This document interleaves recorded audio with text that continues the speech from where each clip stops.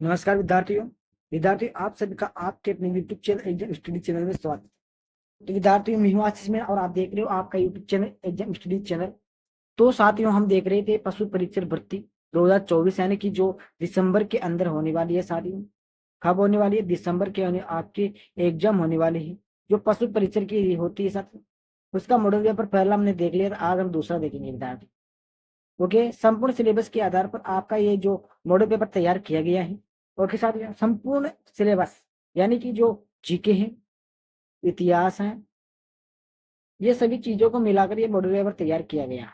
इसमें हम जीके की बात करेंगे।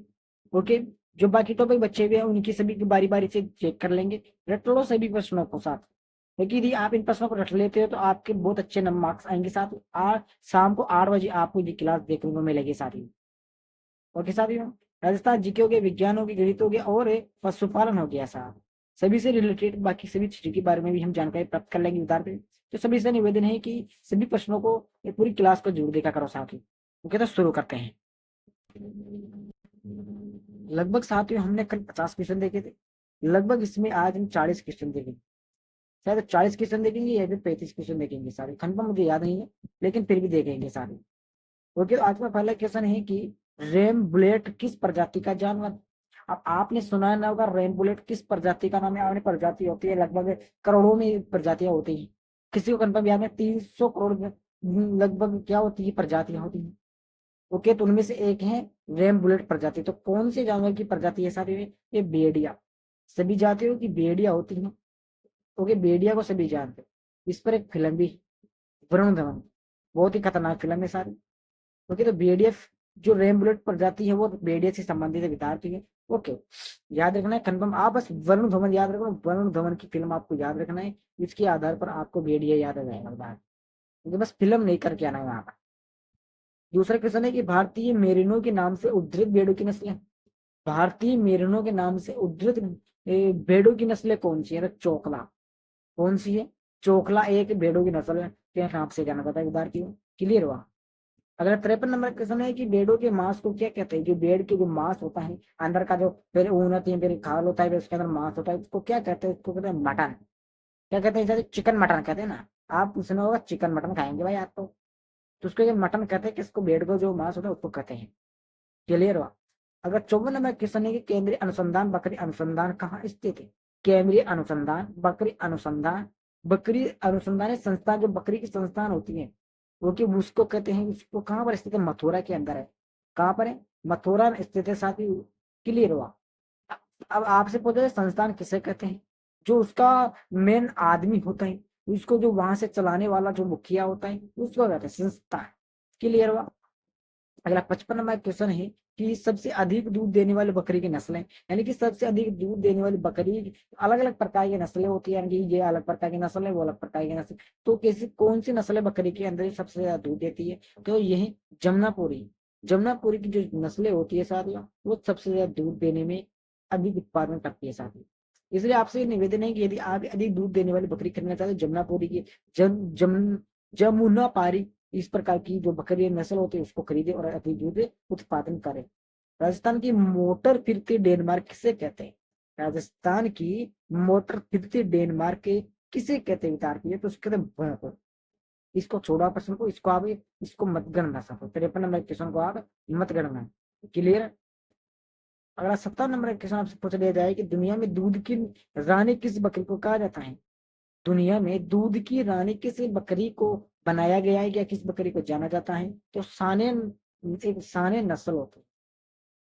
तो अगर नस्ल होती है तो उसको, जो नस्ल है वो सानेन प्रकार की एक नस्ल होती है, तो उस बकरी को नाम से जाना जाता है। ओके, सानेन बकरी होती है, उसको दूध की रानी के नाम से जाना जाता है विद्यार्थियों। आगे है कि सिंधी पशु किसकी नस्ल है? सिंधु जो पशु है वो किस प्रकार के जानवर होते हैं, यानी कि किस जानवर की नस्ल है सारे? ऊंट की। ऊंट की किस कौन सी है? सिंधी है विद्यार्थी। क्लियर हुआ?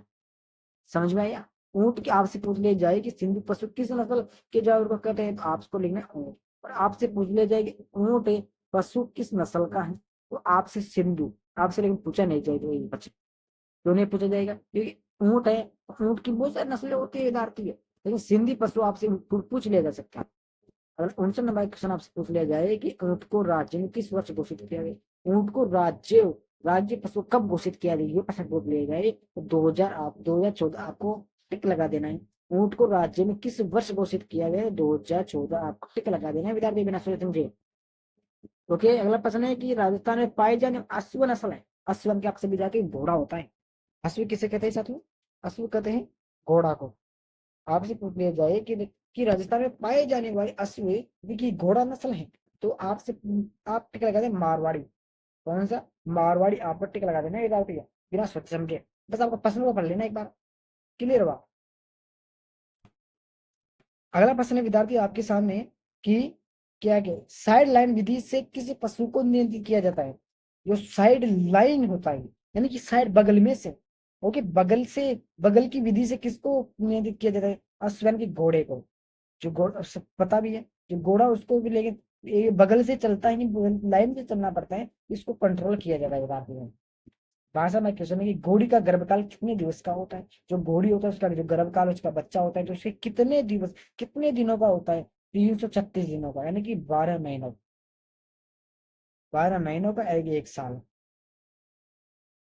365 दिन होते हैं इसमें। ओके, 365 मान लो, लेकिन थोड़े 10 मतलब कम है बस। ओके, 12 महीने का होता है, आप ये समझ लो, लगभग मान लो। 63वां क्वेश्चन है कि संसार में सबसे ज्यादा अंडे देने वाली भारतीय नस्ल की कौन सी प्रजाति की मुर्गी। संसार पूरा जितना भी संसार विद्यार्थी उसमें अंडे देने वाली भारतीय एक नस्ल होती है, वो कौन सी प्रजाति की मुर्गी है। तो एक ब्रह्मा प्रकार की जो नस्ल है विद्यार्थी, वो भारत के अंदर पाई जाती है। कहाँ पर पाई जाती है, भारत में पाई जाती है, और वे सबसे ज्यादा अंडा देती है साथ में, पूरे संसार में भारत के अंदर पाई जाती है विद्यार्थी। ओके, मेरा क्वेश्चन नंबर क्वेश्चन है कि देसी मुर्गी एक साल में औसतन कितने अंडे देती है। जो देसी मुर्गी होती है साथ ही हमारे पास जो हमारे गांव के अंदर है, वो अलग प्रकार की जनजाति होती है, जिसको गांव के लोग भाड़ बोलते हैं, उसके पास होते हैं मुर्गी, तो वो औसतन कितने अंडे देते हैं विचार, तो 43 अंडे को एक साल के अंदर कितने अंडे देती है, 43 देती है साथ। याद रखना कितना इंपॉर्टेंट क्वेश्चन है साथ। अगला क्वेश्चन है लड़ाकू मुर्गा मुर्गी की नस्ल है, यानी कि वह मुर्गी बताओ जो लड़ाकू नस्ल की होती है, सबसे ज्यादा लड़ाई करते हैं, झगड़ा करती है, बर्तनों को नहीं मारती है, पता नहीं क्या क्या करते हैं। असील जो नस्ल की मुर्गी होती है लड़ाकू होती है उतारती है। 4 नंबर क्वेश्चन है कि भारत में कृत्रिम गर्भाधान सर्वप्रथम किसके द्वारा किया गया। भारत में कृत्रिम यानी कि अपने आप होने वाला, पर कृत्रिम से कृत्रिम नहीं है, नहीं कृत्रिम गर्भाधान नहीं, जो अब किसी मनुष्य के द्वारा गर्भाधान हो, तो सबसे पहले किसके द्वारा, तो इसका नाम है संपत कुमार। संपत कुमार सबसे पहले किसी स्त्री को गर्भाधान किया था, उसके संतान है हम सभी मेरे भाइयों। ओके बच्चों, ओके मेरे भाइयों। अगला क्वेश्चन है उदाहरण हुआ हमारे देश में कृत्रिम गर्भाधान को किस पंचवर्षीय योजना ने अपनाया। एक प्रथम पंचवर्षीय योजना है, 5 प्रकार की क्योंकि 5 वर्ष की पंचम योजना, तो एक प्रथम वर्ष की पंच योजना के अंदर इसको सम्मिलित किया गया विद्यार्थी।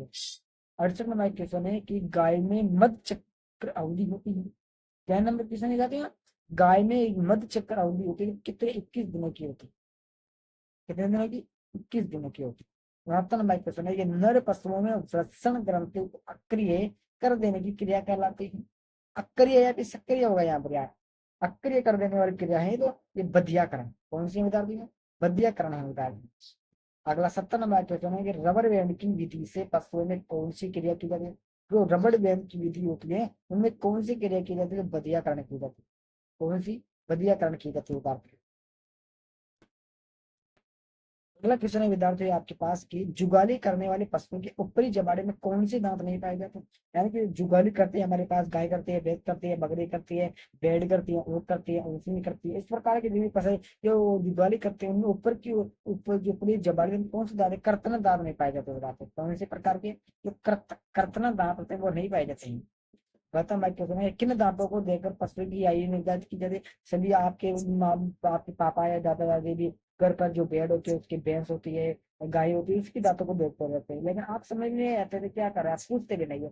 तो वो कर्तन दांत होते हैं, वो कर्तन दांत होते हैं, उनको देखकर उनकी आयु का निर्धारित किया जाता है। ये 3 साल की हो गई, ये 4 साल की हो गई, ये 4 साल की हो गई, 10 साल की होगा, इस प्रकार से उनकी आयु को निर्धारित किया जाता है। जो आप समझते नहीं हो, समझा करो, पूछा करो।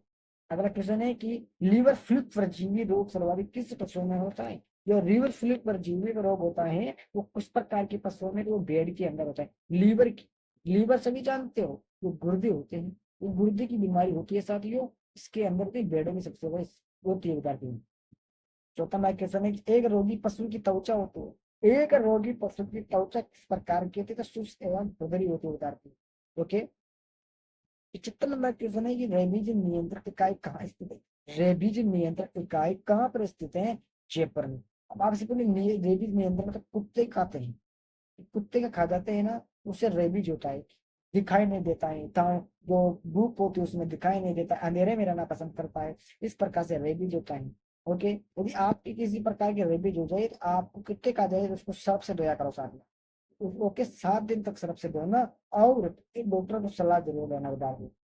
ओके, इसके लगभग 5 इंजेक्शन लगते हैं इधर पे 1 दिन के अंदर। ओके। जो रेबीज बहुत खतरनाक बीमारी मेरे भैया।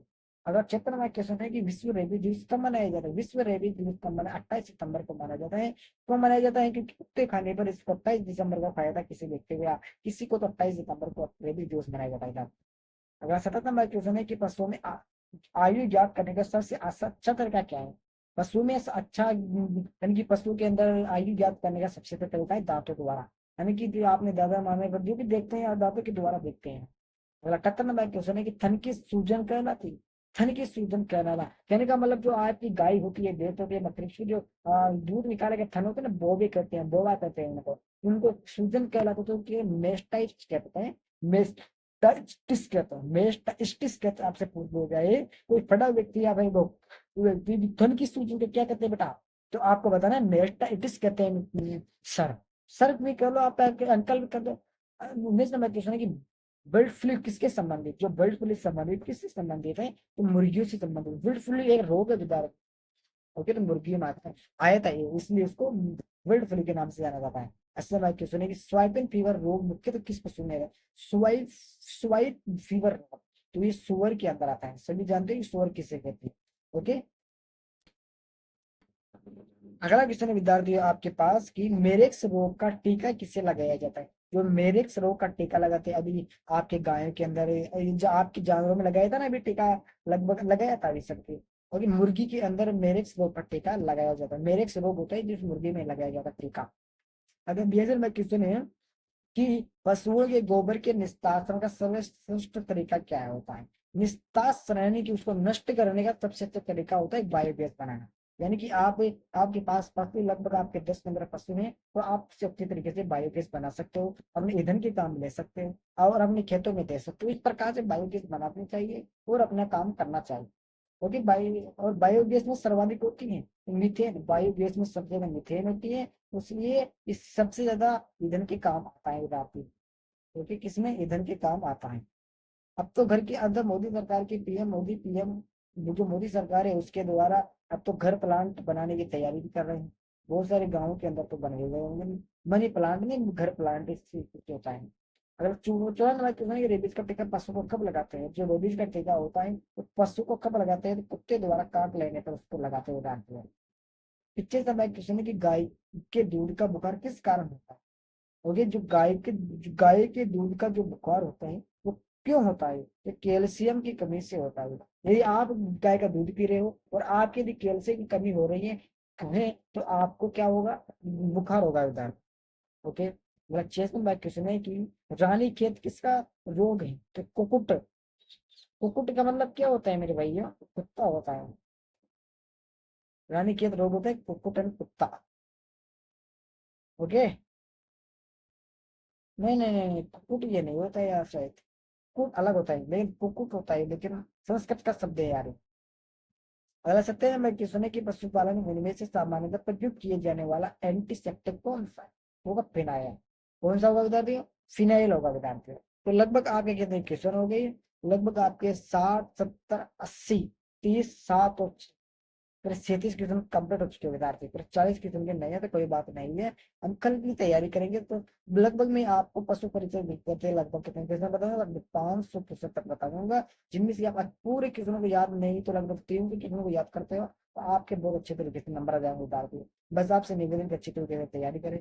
और भी विद्यार्थियों, यदि क्लास अच्छी लगे तो लाइक करना है, शेयर करना है, कमेंट करना है, चैनल को सब्सक्राइब करना है विद्यार्थी, ताकि मेरा हौसला ज्यादा से ज्यादा बढ़ सके साथ में। और यदि आपको टेलीग्राम ज्वाइन करना है तो आप डिस्क्रिप्शन में लिंक दिए पे क्लिक करें और अपना PDF प्राप्त कर सकते हो। ओके, जय हिंद, जय भारत।